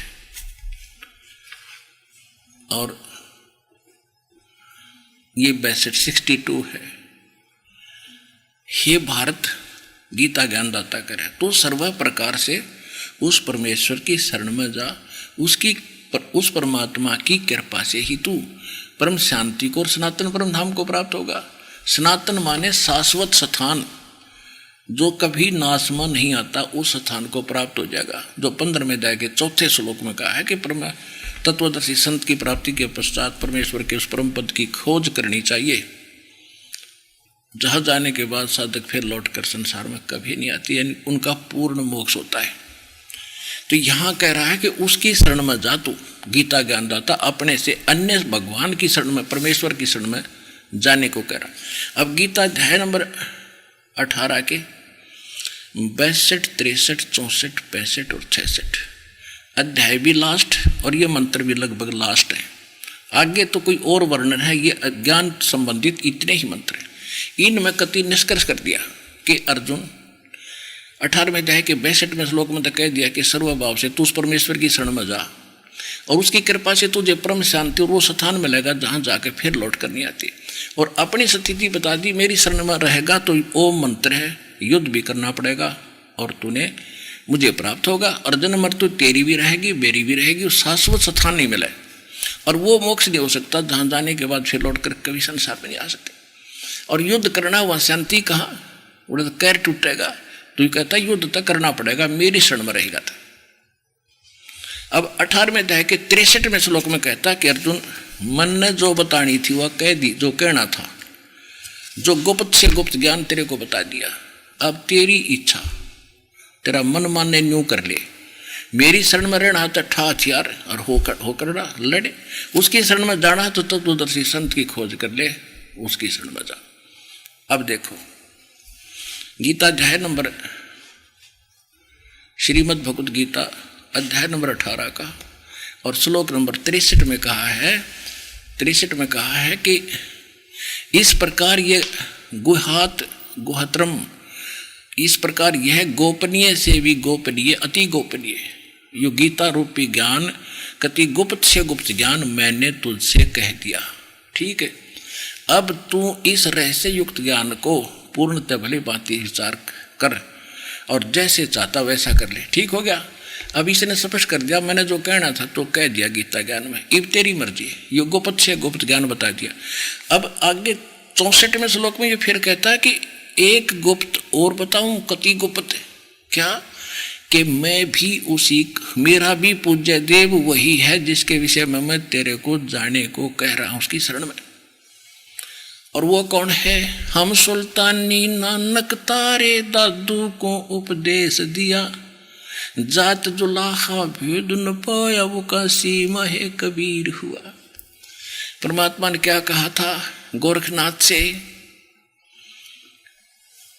कि अवधू अवगत से हे चल आया, मेरा कोई भेद मरम ना पाया। मात पिता मेरे कोई नहीं, ना मेरे घर दासी, मैं जुल्ले का सुत आन कहाया, जगत करे मेरी हासी। ना मेरा जन्म ना गर्भ बसेरा, बालक बन दिखलाया, काशी नगर जल बिच डेरा, तहां जुलाहे न पाया।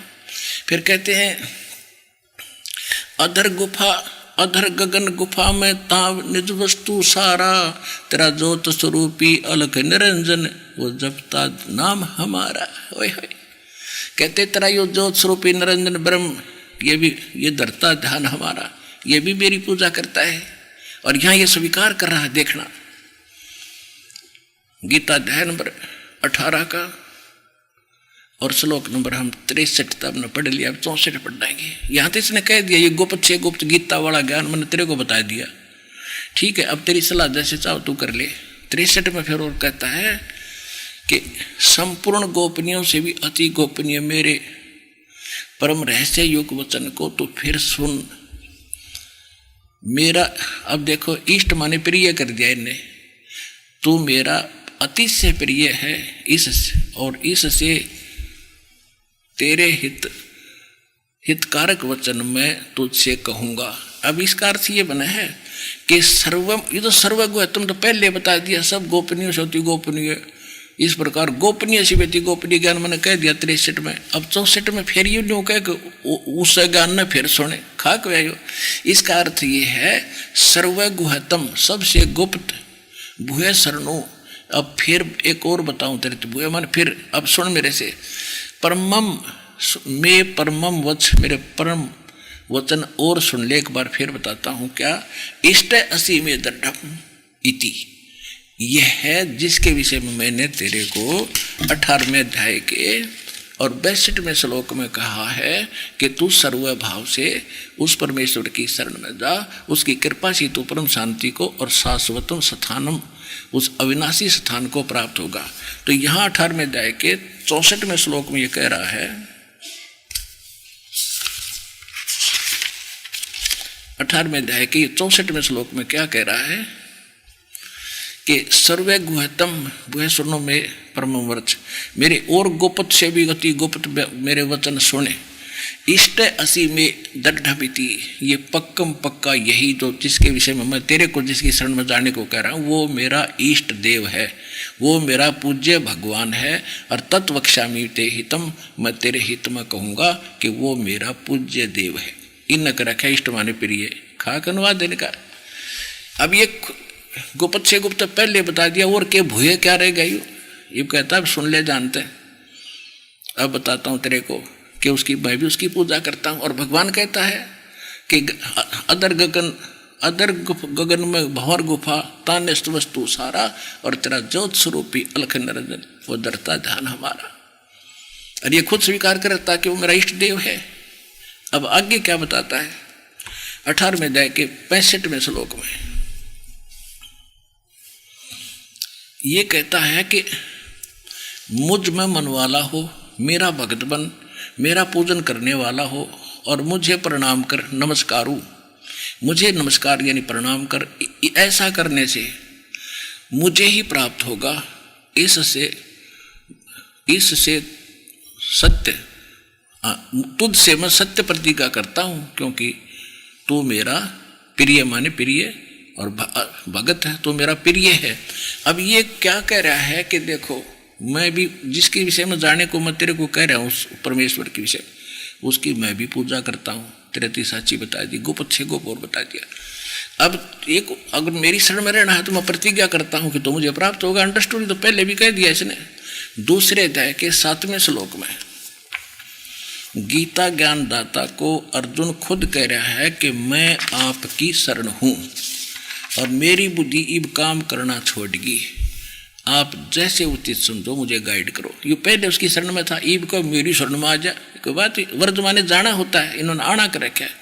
अब 10 मिनट के सत्संग में इनकी सारी पोल खोल दूंगा, ध्यान से सुनो।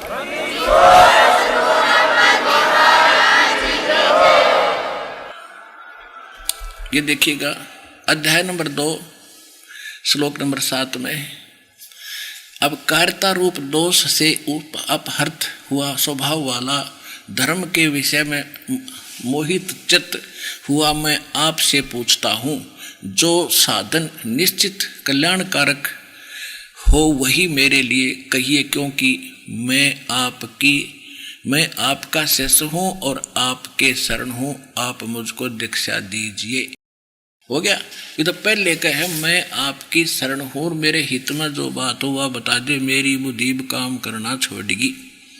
अरे ये न्यू का 18वें अध्याय के 66वें श्लोक में या 62वें श्लोक में कि मेरी शरण में आ जा, नहीं, ये इनका अनुवाद गलत है। अब देखो अध्याय नंबर 66 में इन्होंने कैसा गफला कर दिया गलत। देखो 18वें अध्याय के 62वें श्लोक में 66 में अध्याय 18वें अध्याय के अब 65 पढ़ लिया हमने। इसमें यह कह रहा है कि मैं तू मेरी पूजा कर, मुझे नमस्कार कर।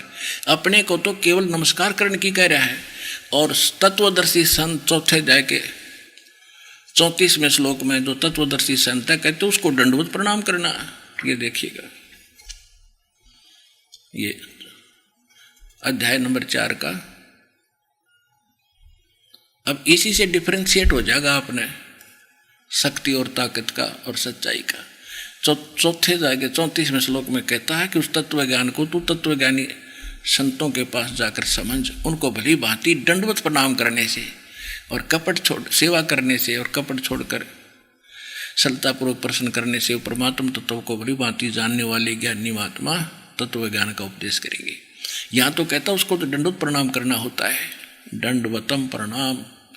और अपने आप को कह रहा है कि मुझे प्रणाम कर और मेरा भगत बने, मुझे प्राप्त होगा। अंडरस्टूड है, उसकी भक्ति करे उसको प्राप्ति होगा। कहता मैं सत प्रतिज्ञा करता हूँ तो मुझे मिलेगा। अंडरस्टूड है। तो जहाँ सा तहाँ भाषा हुई, मन कर्म वचन सुमरियो सोई, सूक्ष्म ज्ञान बताता है। अब देखो 18वें अध्याय का 65वें श्लोक में इसने कह दिया कि मेरी शरण में रहना है तो डोंट वरी, मैं प्रतिज्ञा करता हूँ, सत प्रतिज्ञा करता हूँ कि मुझे प्राप्त होगा। मुझ में मन वाला हो, मेरा भक्त बन, मेरा पूजन करने वाला, मुझको प्रणाम कर। ऐसा करने से तो मुझको ही प्राप्त होगा, मैं सत प्रतिज्ञा करता हूँ। हो गया तो आप पे हो रही है सत प्रतिज्ञा। जिसकी आशा में भक्ति करेगा वहीं जाएगा। अब 18वें अध्याय के 66वें श्लोक में ये फिर निर्णायक कहता है कि यदि तूने मेरी शरण में रहना है तो उठा लठ, हथियार हो जाए तैयार खड़ा। मृत्यु तेरी भी रहेगी, मेरी भी रहेगी, मोक्ष गति नहीं, वो स्थान नहीं मिल सकता जहाँ जाने के बाद फिर लौट कर नहीं आते। और उसकी शरण में जाना है तो मेरे सत्र का जो ओम नाम का जाप और जितने यज्ञ आदि तू करता है मुझ में छोड़ दे। क्योंकि आज तक हम क्या करते, ओम नाम का जाप करते, ब्रह्मलोक में खा आते, वो पुण्यों को खत्म कर दे, फिर आकर गधे बन जाते। तो अब हम यह गलती करें नहीं, हम इसकी कमाई इसने दे देंगे, यूँ हमारे को ऋण मुक्त कर देगा। और फिर कहता फिर तू जा उसकी शरण में, वैसे तो ना जान दूं मैं। अब देखो गीता अध्याय नंबर 18 के श्लोक नंबर 66 में सर्वधर्मान परित्यज्य माम एकम शरणम वर्ज परित्यज्य और अहम तवा सर्व पापे भय मोक्षामि मां शुच। बिल्कुल ठीक है। ये क्या कहता है, इसका अर्थ तो ये है कि सर्वधर्मान परित्यज्य माम, सभी धार्मिक कर्मों को, अनुष्ठानों की जो क्रिया धर्म है, पुण्य है, वो मुझ में, मेरे सतर के वो मुझ में छोड़े। सर्वधर्मान परित्यज माम, मेरे सतर के सभी धार्मिक अनुष्ठानों की जो कमाई है मुझ में परित्यज माने छोड़े। और एकम शरणम व्रज, एकम उस परम अक्षर ब्रह्म जिसके बराबर दूसरा ना हो, अद्वितीय परमेश्वर की शरण में जा, तब मैं तुझे सब पापों से मुक्त कर दूंगा। इन अज्ञानियां ने देखिए संपूर्ण धर्मों के अर्थात संपूर्ण कर्तव्य कर्मों को मुझ में त्याग कर तू केवल मुझ सर्वशक्तिमान सर्वाधार परमेश्वर की शरणम वर्ज माने आ जा।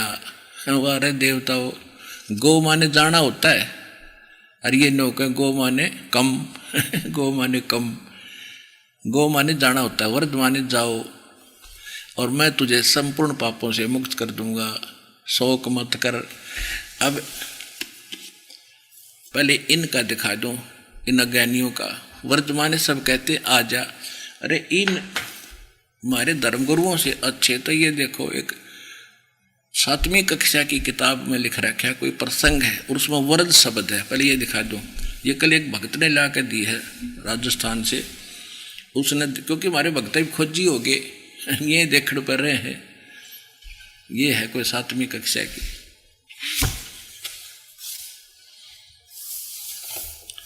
JB publishing house limited Delhi, ये है लेखक एवं संपादक हैं Pandit Deepak Sharma PhD, doctor Shrikant Chaturvedi PhD। अब इसके 57 पृष्ठ पर दिखाते हैं आपको। ये है, ये 56 पृष्ठ है, ये देखिए 56 पृष्ठ है। अब यहाँ कोई प्रसंग चल रहा है, बच्चों को सिखाया जा रहा है। संस्कृत है कि हे पुत्र एकाकी माँ व्रज। इसका अर्थ है कि हे बेटा तू एकला मत जा, हे पुत्र एकाकी माँ व्रज, एकला मत जा। इसका यहाँ अनुवाद इन्होंने किया है। व्रज माने जा, जाओ, गो, बिल्कुल ठीक है। इन धर्म गुरुआ तो ये अच्छे आचार्य तो जिन्होंने यू लिख दिया उसके अब आपको दिखाते हैं एक शब्द कोश, और जिसमें क्या लिखा है,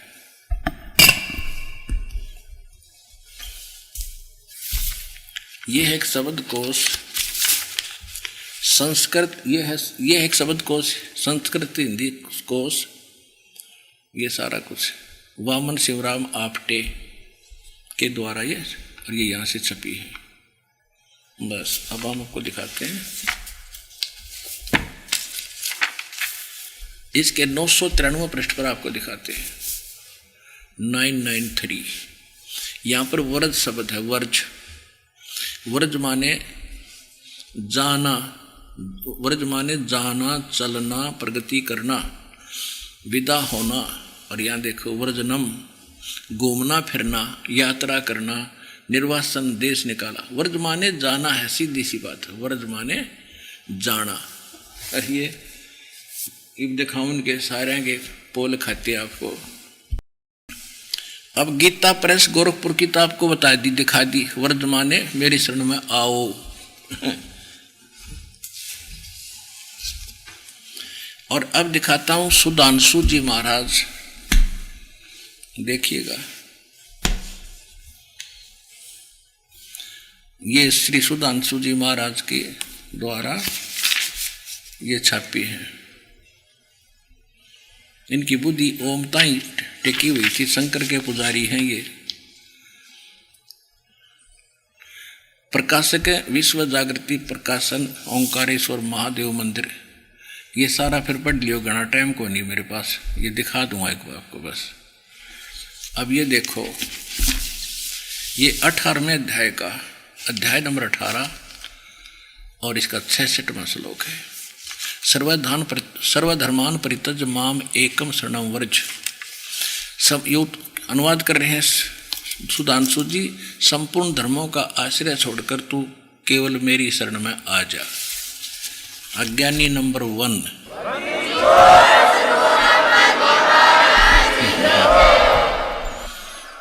अब देखो आसाराम जी, अज्ञानी नंबर 2 संत श्री आसाराम जी अहमदाबाद। ये कर लो दर्शन इसके महात्मा के। अब देखो ये अध्याय नंबर 18वां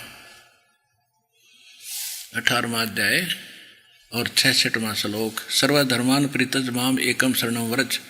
संपूर्ण धर्मों को अर्थात संपूर्ण कर्तव्य कर्मों को मुझ में छोड़कर तू केवल मुझ सर्वशक्तिमान सर्वोदार परमेश्वर की शरण में आ जा। आसाराम आ जा।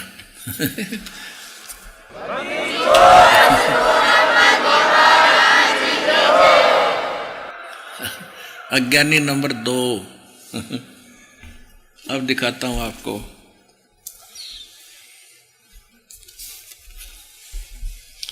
ये है, ये देखिए ये हंसा देश वाले श्री सतपाल जी हंसा देश और उसका भाई वो बाल योगेश्वर, उनकी तरफ से छपी है श्रीमद् भगवत गीता। अनुवादक हैं ब्रह्मलीन महात्मा सत्यानंद सर्वानंद इत्यादि इत्यादि। प्रकाशक मानव उत्थान सेवा समिति 2/12 पंजाबी विभाग नई दिल्ली, यहाँ से छपा है। और ये पीछे देखो, ये सतपाल जी महाराज के कर लो दर्शन। अब इनने क्या क्या अनुवाद किया है ये देखिएगा।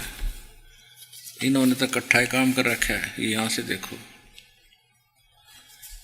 ये है 18वां अष्टदशो अध्याय 18वां अध्याय। और यहाँ आगे इसमें 3 इकट्ठे ले रखे हैं। ये 64, 65, 66, ये लास्ट वाला छठा, सर्वधर्मान प्रीतज माम एकम शरणम व्रज। इसका अनुवाद इन्होंने अगले पृष्ठ पर किया है। 3 श्लोकों का इकट्ठा ही कर रखा है।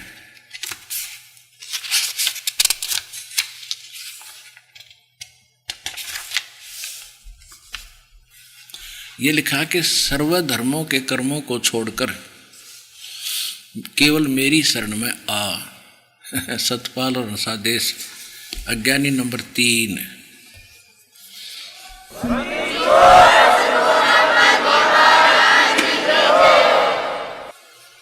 और देखिए यथार्थ गीता, यथार्थ गीता, यथार्थ गीता, और वर्षों के लंबे अरसे के अंतरकाल में श्रीमद् भगवद गीता की शाश्वत व्याख्या की है। किसने?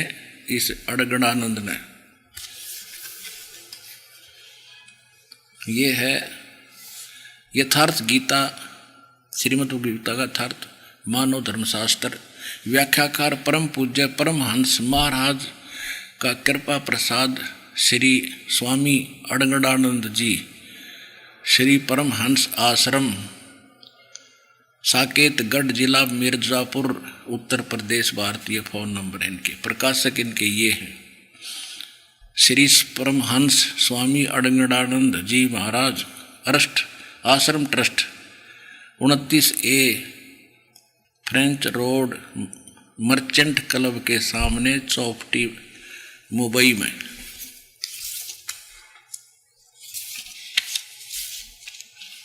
और ये देखो महाराज जी कितनी तपस्या कर रहे हैं, दूर से देख भाई।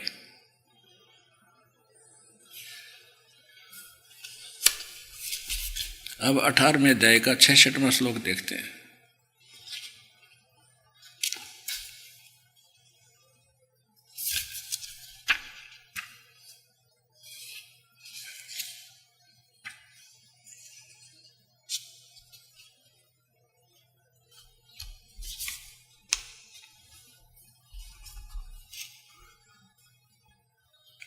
ये देखिएगा, इसका अनुवाद नहीं आ रहा है, कमाल कर दिया इसने तो। ये कहता संपूर्ण धर्मों को त्याग कर, अर्थात मैं ब्राह्मण श्रेणी का करता हूँ या शूद्र हूँ, अक्षत्रिय हूँ या वैश्य हूँ, इसके विचार को त्याग कर केवल एक मेरी शरण को प्राप्त हो, यानी मेरी शरण में आ जा। अड़गड़ानंद जी, अज्ञानी नंबर 4।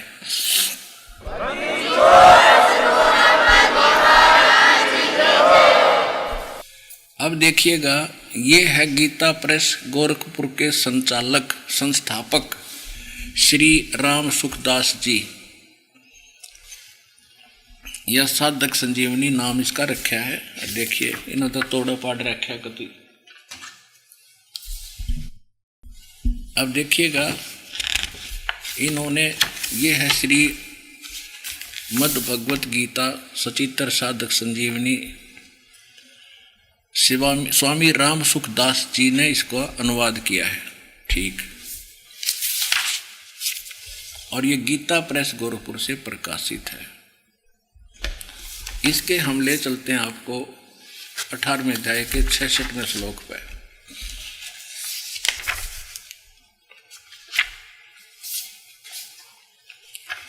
ये देखिएगा,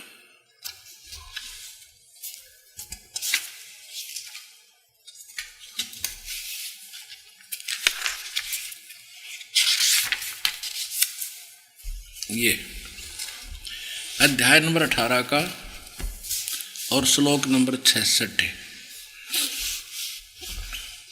ये 1200 पृष्ठ से शुरू किया इस महात्मा ने, अड़ंगा अडाना 1200 पृष्ठ से।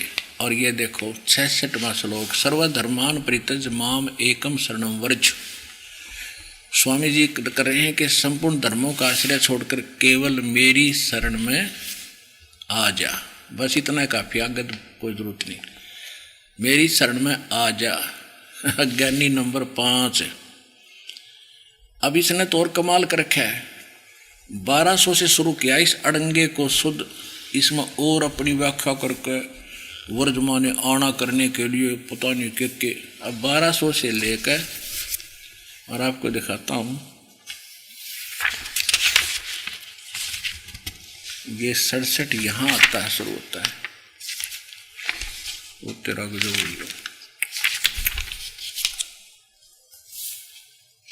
1217 तक, यानी 17-18 पृष्ठ अपने अज्ञान को और अज्ञान सिद्ध करने के लिए भर डाले।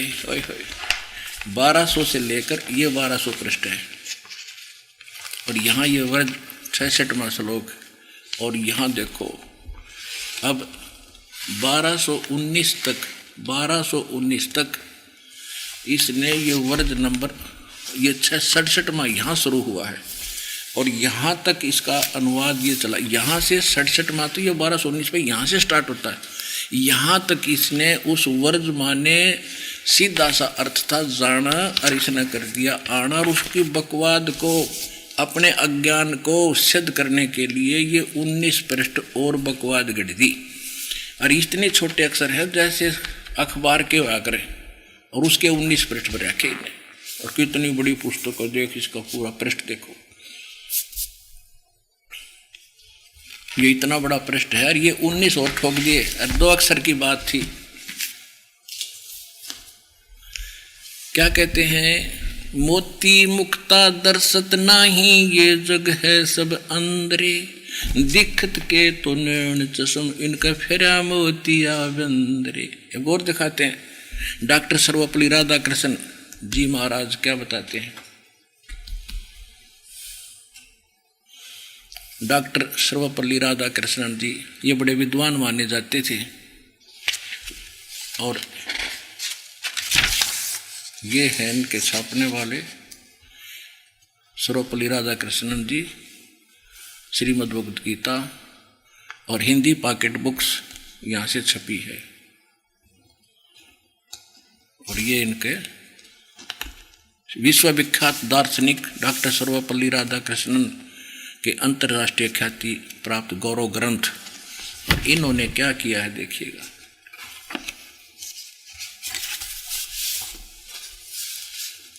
सर्वधर्मान परित्यज माम एकम शरणम व्रज, 66वां श्लोक है ये। सब कर्मों को, कर्तव्य कर्मों को छोड़ तू केवल मेरी शरण में आ जा। बताओ, एक ना भूला, 2 ना भूली, भूली सब संसारी, मेरे साथ 2 भाई, मन सब जग भूला पाया। अब देखिए, ये श्रीमद् भगवद गीता,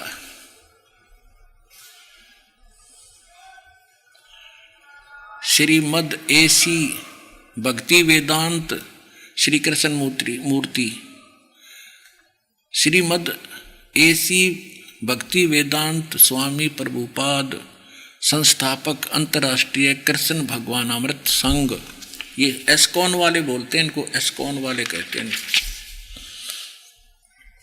और जिसका भी पढ़ोगे नो का यथार्थ रूप अनुवाद हमने कराया है।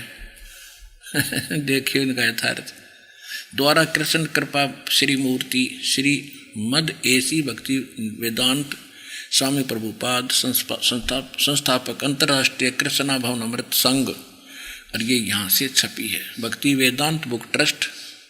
और जो कितनी भाषाओं में पता नहीं। अब देखो इसमें इन नजर जमा चौड़े में झूठ बोल रखी है। कोई तो थोड़ी बहुत, यहाँ देखिए ये है 18 में जाएगा, 66वां श्लोक यहाँ से शुरू होता है, सर्वधर्मान परित्यज माम एकम शरणम व्रज। ठीक है, व्रज। और अब इसका ये 553 पृष्ठ पे है, 553 पे। अब हम 554 पे पहुंचेंगे। ये देखिएगा 554 पे, इसने तो चौड़े में झूठ बोल रखी है। सर्वधर्मान माने समस्त प्रकार के धर्म, ठीक है। परित्यज माने त्याग कर, माम माने मेरी, एक माने एकमात्र, शरण माने शरण में, वर्ज माने जाओ। वेरी गुड, अर्थ तो सही लिख दिया। और यहाँ क्या कहता, घुमाओ। समस्त प्रकार के धर्मों का परित्याग करो और मेरी शरण में आओ। वारे चौड़े में झूठ बोल रही।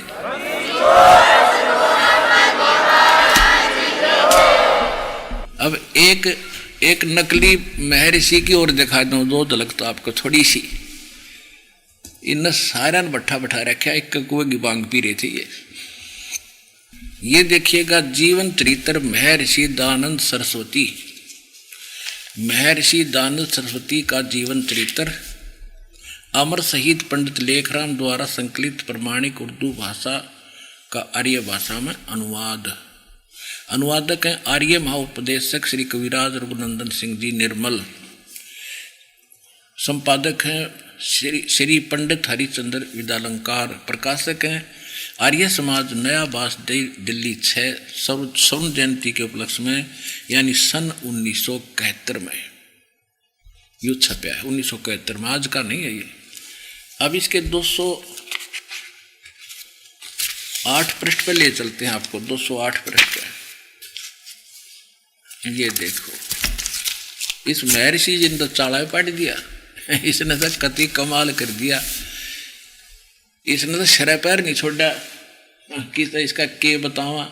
इसमें एक राम गोपाल नाम का कोई बानिया लालाजी वैश्य था, विद्वान पुरुष था, समझदार था। उसने महर्षि दयानंद के पास गया। लेखक कह रहा कि मेरे साथ राम गोपाल एक बार स्वामी जी महाराज के पास गए, महर्षि के पास, और उसने बहुत सी गीता का टीका पढ़ा था, अनुवाद पढ़ा था। उसमें सब ने व्रज का अर्थ आना कर रखा है, जबकि व्रज माने तो जाना होता है। शब्द को उसमें देखा तो उसने सोचा महर्षि जी इसका सही हल बताएंगे तो बड़े प्रसिद्ध महर्षि हो रहे हैं। तो उसने के समाधान किया उस देवता ने। देखो ये पृष्ठ नंबर 208 है, आर्य समाजिया का छापया हुआ है। जीवन चरित्र महर्षि दयानंद सरस्वती। अब यहाँ क्या है कि राम गोपाल वैश्य ने, जो वेदांती था, बहुत सी टीकाएं गीता की देखी, अनुवाद देखे, परंतु एक श्लोक के विषय में उसका संदेह था, वह दूर ना हुआ। अंत में वह एक दिन हमको साथ लेकर, लेखक कह रहे हैं इसका पृष्ठ पुस्तक का, हमको साथ लेकर स्वामी जी के पास गया और स्वामी जी ने कहा कि आपसे कुछ पूछना है। उन्होंने आज्ञा दी। तब एक श्लोक पूछा, सर्वधर्मान परित्यज माम एकम शरणम व्रज। स्वामी जी ने कहा, सकंदवादिषु परम रूप वाचम। इस वार्तिक के वकार के अकार के आगे परे जो अकार रहा उसको तद्रूप हो गया, अर्थात वह शब्द धर्म ही रहा परंतु वास्तव में अधर्म है, अर्थ अधर्म हो गया। इससे वह बहुत प्रसन्न हुआ। कौन? राम गोपाल। हो गया समाधान। उसका प्रश्न था कि मैंने बहुत सी अनुवाद पढ़े हैं और सब ने व्रज का अर्थ आना कर रखे हैं। व्रज का अर्थ जाना होता है। अब यू के बताओ, फिर पढ़ दो एक बार। ये कह रहा है,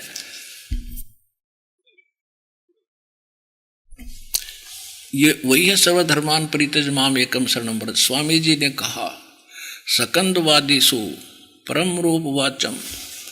इस वार्तिक के वकार के रकार के अगर पक्ष अडंगा तद्रूप हो गया और वो शब्द धर्म था ही रहा, वास्तव में अधर्म है, ये अर्थ अधर्म ही होगा। इससे वह बहुत प्रसन्न हुआ और उसने पूछा कि कोई प्रमाण दो। स्वामी जी ने कहते ऋग्वेद की 2-3 श्रुतियां प्रमाण के लिए फिर सुना दी। इसमें अकार मकार खकार के था। व्रज माने जाना, गो माने जाना, खाक था इनके पास। ऐसे ऐसे नकली लोगों ने हमारा भट्ठा बैठा रखा था। निरंजन धन तेरा दरबार, निरंजन धन तेरा दरबार। जहाँ पर तनिक न न्याय विचार, पाखंडी की पूजा जग में संत को कहन लबाड़। अज्ञानी को परम विवेकी, ज्ञानी को मूड गंवार। निरंजन धन तेरा दरबार, निरंजन धन तेरा दरबार। कह कबीर सुनो भाई साधो यह सब उल्टा व्यवहार। कहे कबीर सुनो भाई साधो यह सब उल्टा व्यवहार। सच्चों को तो ये झूठा बतावे, इन झूठों का एतबार निरंजन। धन तेरा दरबार निरंजन, धन तेरा दरबार। परमात्मा रोया करते खड़े होकर, अरे काल जुल्म जालिम रह तू तय, इन झूठा ने तो मैं ऋषि बनाए बैठा है। और परमात्मा बताया करते उसने को तो झूठा है, पाखंडी है, क्या जाने वेदों के बारे में। और 600 वर्ष पहले वो भगवान यही बात बता कर गए थे। यही ज्ञान बताया था सूक्ष्म वेद जो भगवान खुद बोलता है, जिसमें यथार्थ ज्ञान है, जो आज इस दास के पास उपलब्ध है। और अपना कल्याण कराओ बच्चों, देर ना करो।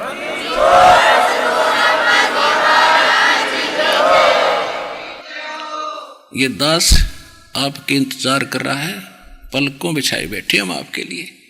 जितना देर से आओगे घना पछताओगे। ये समय खोने का नहीं है, जल्दी आओ और कल्याण कराओ।